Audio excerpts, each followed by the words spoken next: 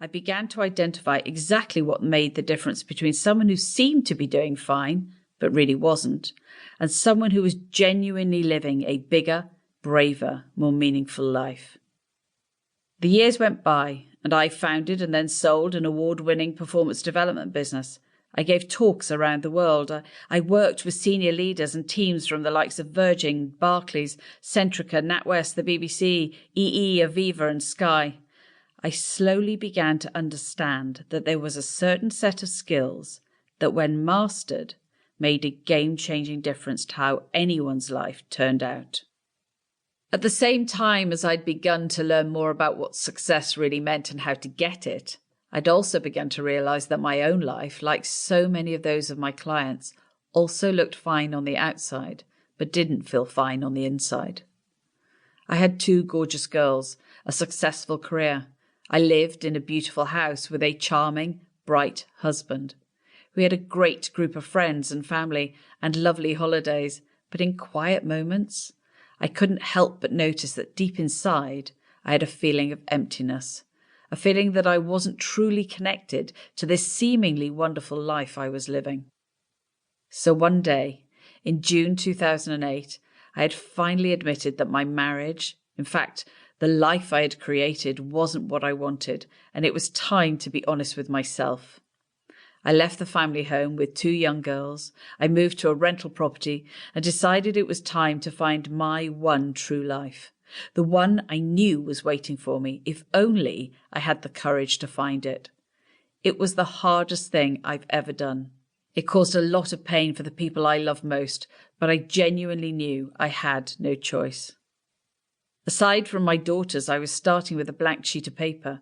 It was exciting and terrifying.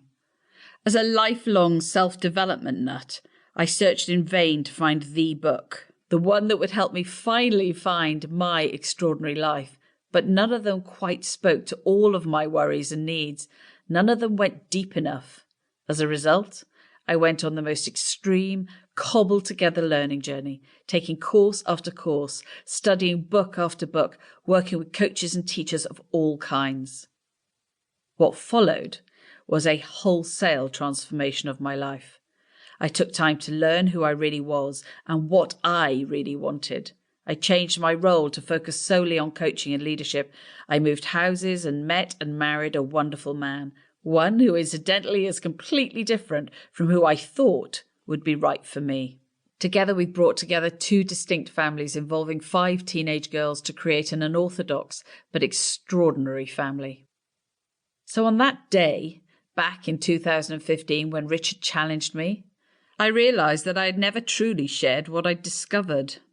Working on instinct, I'd become good at helping my clients develop as individuals, but I'd never laid those transformative skills out in one place. I also realised that I'd never been totally honest with him, because those skills only work for people who are prepared to own their own lives, people who accept that the quality of their life is down to them and are prepared to learn to do what it took to get the lives they wanted. Before we'd started to work together, I should have checked in with Richard. Was that him? Because if not, I wouldn't be able to help. When Richard said he just couldn't be responsible for everything, it was a huge red flag. In that moment, I think I'd realised it wasn't going to work. Though we can't be responsible for other people or events beyond our control, we do need to take responsibility for our own lives. Whatever certain self-help gurus may say, we can't control the vast, wild, and knowable universe with positive thinking or an abundance mindset. Life is always going to be full of obstacles and pain as well as opportunity and joy. But we can always take full responsibility for how we experience what happens around us. Always. If, right at the start of our first ever session, I had checked in on whether or not Richard was truly ready to be the leader of his own life, whether he was prepared to get to know himself deeply and take action based on what he'd learned, we might not have wasted 5 months of our lives on ineffectual coaching. Thankfully, my meltdown led to a breakthrough for both of us. It also led a year later to a new business and now to this book, Extraordinary.